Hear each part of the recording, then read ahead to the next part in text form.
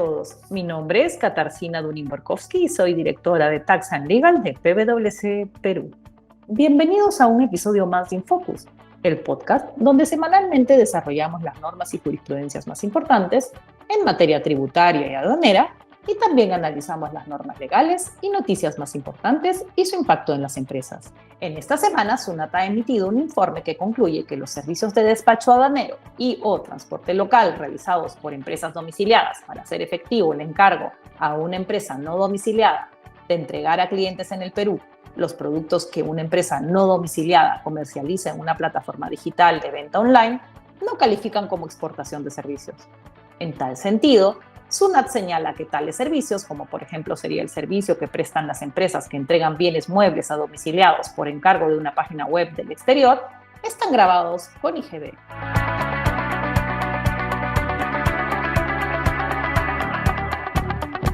Hola Roberto, ¿cómo estás? Hace unos días atrás se ha publicado la Ley de Pago de Facturas MIPE a 30 días, la Ley 31362. Esta ley ha dispuesto que el pago del monto total de las facturas o recibos por honorarios emitidos por una MIPE deberá ser cancelado de forma efectiva en un plazo máximo de hasta 30 días calendario, contados a partir de la fecha de emisión. Cabe indicar que, de acuerdo al Decreto Supremo 13/2013 Produce, son MIPE las empresas cuyas ventas anuales ascienden a un máximo de 2.300 UITs al año. Es decir, 10.120.000 soles. Qué interesante, Kitty, esta norma y de hecho, como hemos podido comentar, es algo particular la situación que se está regulando en el sentido de que establece un plazo para la cancelación de una factura. Ahora, este plazo, como tú nos estás indicando, se cuenta a partir de la fecha de emisión. Y sobre esto también tiene regulación especial la norma, ¿no es cierto? La ley ha señalado respecto de la emisión que en el momento en que se apruebe la conformidad del bien entregado o servicio prestado, el proveedor emite la factura o recibo por honorarios correspondiente.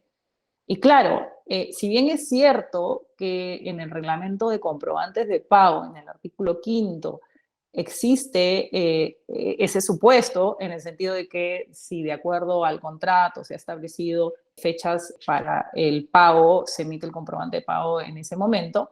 En estricto, pues no necesariamente es el único momento en el cual se emite un comprobante de pago, sea una factura o un recibo por honorarios. Esto es interesante también, Kitty, porque si tú te das cuenta, ahora se incluye en un universo de MIPES y recibos por honorarios, todos emitidos electrónicamente, un plazo. ¿Y qué pasaría si no se cumple este plazo? ¿La norma regula la posibilidad de, por ejemplo, fraccionar el pago? Primero, hacer acotación de algo a lo que te has referido. En realidad, las MIPES son empresas, ¿no? Son generadoras de rentas empresariales, rentas que nuestro sistema tributario, nuestra ley de impuesto a la renta, las denomina rentas de tercera categoría, ¿no? Entonces, en realidad, los recibos por honorarios, las personas naturales sin negocio, que son las que emitimos recibos por honorarios, pues no somos empresas. Entonces ahí hay como una especie de discordancia entre los conceptos que la ley trae, ¿no? O sea, yo entendería en ese punto, ¿no?, que esta ley es aplicable para los generadores de rentas de tercera categoría que no excedan las 2.300 UITs y haciendo pues un paralelo a las personas naturales sin negocio que emiten recibos por honorarios que no superen las 2.300 UITs al año.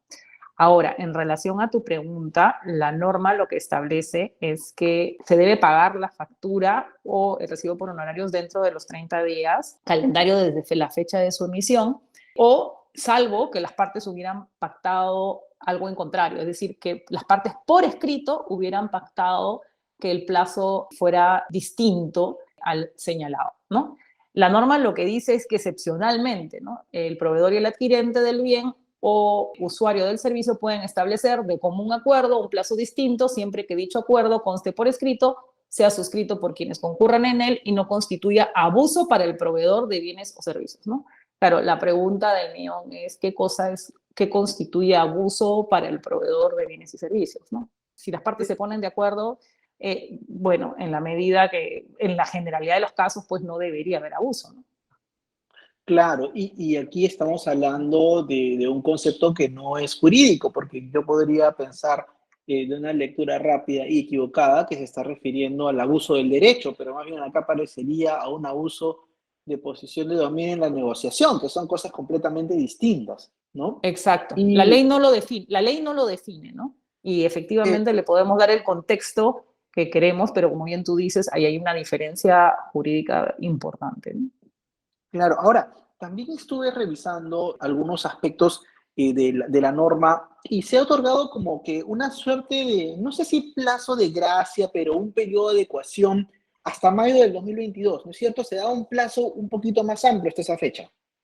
Sí, ese plazo se da para las empresas privadas, ¿no? No para las empresas del Estado.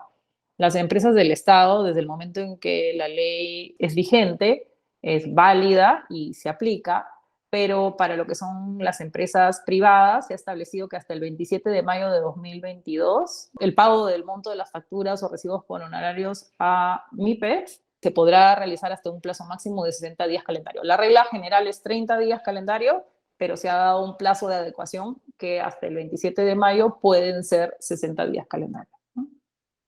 Y ahora, automáticamente uno incurriría en mora si es que no se cumplen estos plazos, ¿no? Creo que algo de eso también regulaba esa ley. Sí, la ley establece que automáticamente el acreedor incurrirá en mora devengándose desde el día siguiente de la fecha de vencimiento hasta la fecha de pago, ¿no? Y la tasa de interés moratorio entendemos que será calculada de acuerdo con los criterios establecidos por el Banco Central de Reserva del Perú.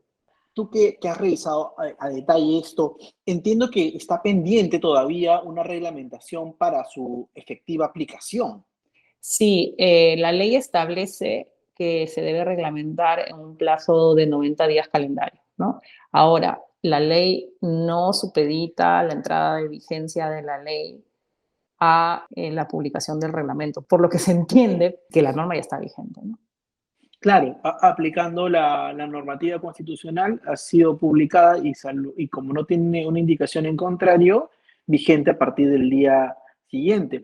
En ese sentido, Kitty, a nuestros oyentes que tienen transacciones con estas MIPES e incluso con profesionales independientes que emiten recibos electrónicos, ¿cuáles serían tus recomendaciones? Porque ahora tenemos que estar entonces con cuidado de esta disposición y que no se nos vaya a generar algún tipo de contingencia en el control. ¿Qué nos recomendarías, Kitty? Sí, efectivamente, en atención a esta norma, esta ley que, como ya hemos comentado, no solamente pues introduce un nuevo elemento que es que debemos pagar las facturas y los recibos por honorarios a las MIPE dentro de los plazos de 30 días, sino que hay que establecer un procedimiento dentro de las empresas para que no se les pase pues el plazo, ¿no? Primero, habría que identificar con qué MIPES trabajamos, ¿no? Para aplicarles esta disposición, ¿no? Porque efectivamente si no estamos hablando de una factura con MIPE, pues no se le aplicaría esta ley. Como segundo punto, habría que verificar el vencimiento de las facturas y recibos por honorarios de sus proveedores MIPE para que no superen los 60 días calendario, ¿no? Desde su fecha de emisión, entendida bajo el término de la ley. Si el vencimiento superase los 60 días, ¿no? Estamos partiendo del supuesto de que estoy hablando sobre empresas privadas, ¿no? Siempre que Ujú. fuera la voluntad de las partes, llegara a un acuerdo por escrito con el proveedor MIPE, es decir, establecer sin abuso, evidentemente, y de común acuerdo entre las partes, establecer un plazo distinto, ¿no?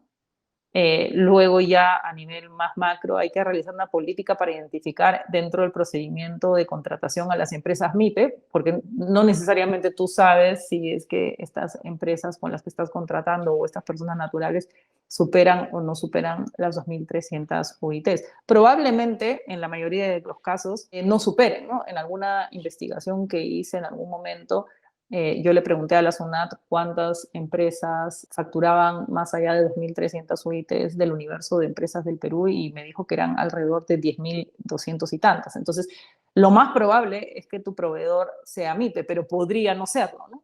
Entonces, si no lo es, pues esta ley no se le aplica, ¿no? Y también este procedimiento, además de identificar a tus proveedores MIPE, también debería establecer pues, cuál es el procedimiento de pago, ¿no?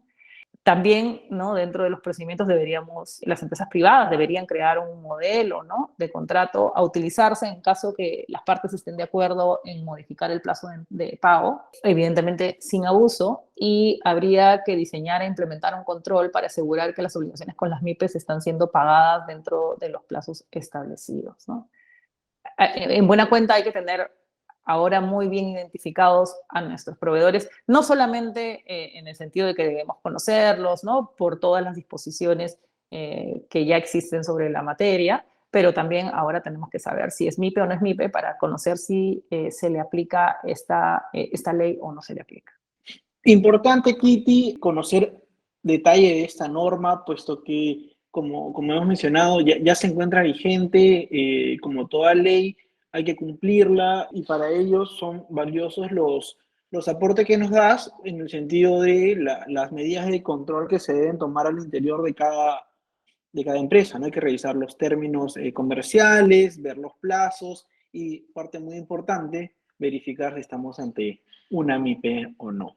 No, bueno, es una ley que puede traer muchísimos inconvenientes, ¿no? En el sentido de que establece cuándo se debe emitir un comprobante de pago, que como te digo, reduce el universo del reglamento de comprobantes de pago a solamente este supuesto. Se podría interpretar desde el punto de vista jurídico que se ha derogado el reglamento de comprobantes de pago para las MIPES, ¿no? En la parte correspondiente, me refiero en la parte de la emisión del comprobante de pago. También hay una disposición en relación a la conformidad, ¿no? de los comprobantes de pago, ¿no? La ley dispone, ¿no? Que la empresa privada o entidad pública adquirente del bien tiene un plazo de hasta 8 días calendario contados a partir de la recepción del bien o servicio para otorgar la conformidad de acuerdo con lo establecido en la orden de compra, contratos o términos de referencia u otro documento que acredite la adquisición, ¿no? La conformidad del bien o servicio entregado debe constar por escrito mediante el cargo correspondiente, ¿no? Y en paralelo, como sabes, el 17 de este mes va a poder ser utilizada la plataforma de SUNAT para justamente darle conformidad a los comprobantes de pago, y la ley no hace pues si bien es cierto que las dos mencionan o hacen referencia a 8 días, pues por ejemplo en esta plataforma, si revisas la disconformidad, o sea, tienes además de los 8 días, tienes 2 días adicionales, ¿no? Entonces, en la ley no lo tienes. Entonces, ahí hay como que una poca unión entre todas estas normas, ¿no? Dará mucho que hablar y esperemos que genere la menor cantidad de conflictos posibles, ¿no? Sin duda, Kitty, como dices tú, hay un circuito de normas adicional que tienen que enlazarse con esta última que tú comentas y que nos lleva a la reflexión de que cada vez que se emiten este tipo de regulaciones, en lugar de hacer más sencilla la labor empresarial, ciertamente la tornan un poco más complicada, ¿no? Por mi lado, esas eran las dudas que yo tenía, Kitty, respecto de esta norma. Muchas gracias por tus respuestas y me voy despidiendo hasta la próxima semana de nuestros oyentes. Gracias, Roberto. Hasta la próxima semana.